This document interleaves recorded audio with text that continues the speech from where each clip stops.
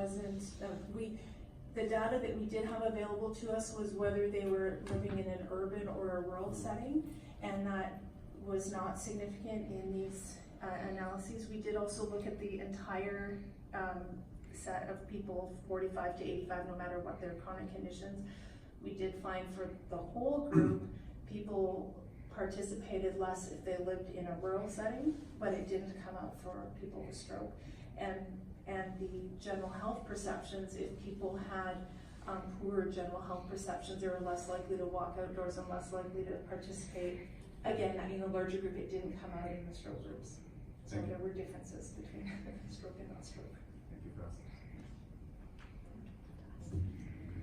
I would like to ask that, can you remind me your instrument to measure the social participation?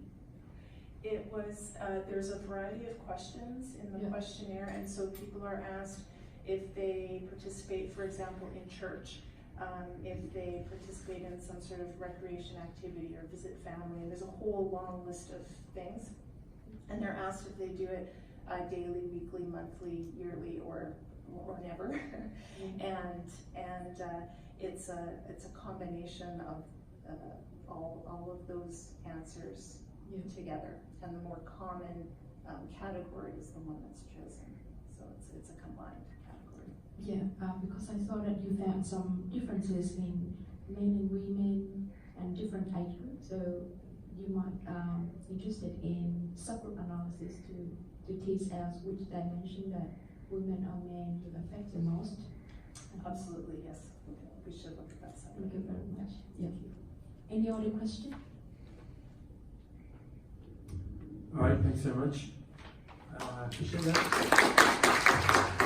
Our next speaker is on the list, at least, is not available, so we're going to go to the last speaker. The good news is then we'll all get out a little bit earlier, but I'm delighted to introduce Hoang Phan, who's a PhD candidate at the Menzies Institute at the University of Tasmania. Thank you, Dr. Reeves.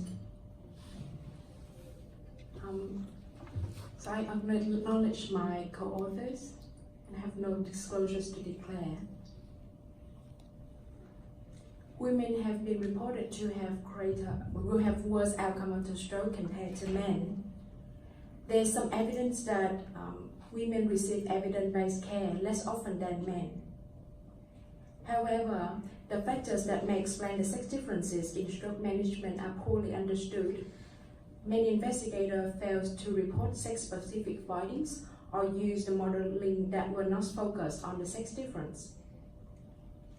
Our aims were to quantify the magnitude of the sex differences in management of stroke using an individual participant data meta-analysis, and then to identify the factors that may contribute to these sex differences.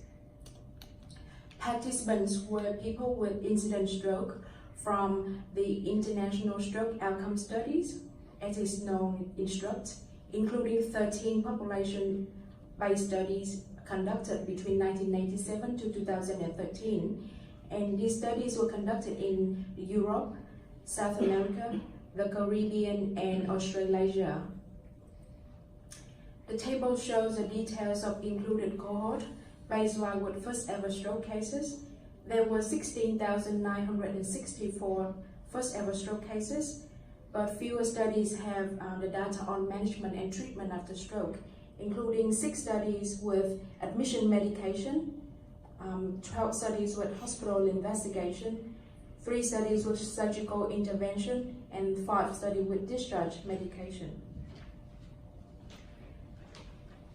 Studies assessed in this study in the meta-analysis included social demographics such as age, socioeconomic status, stroke-related factors including stroke type or stroke severity, pre-stroke health including level of independence, and other cardiovascular disease.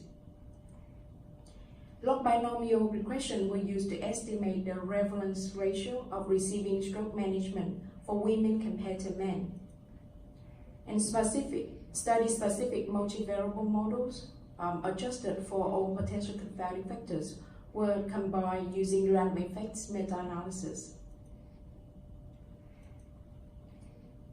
At the time of the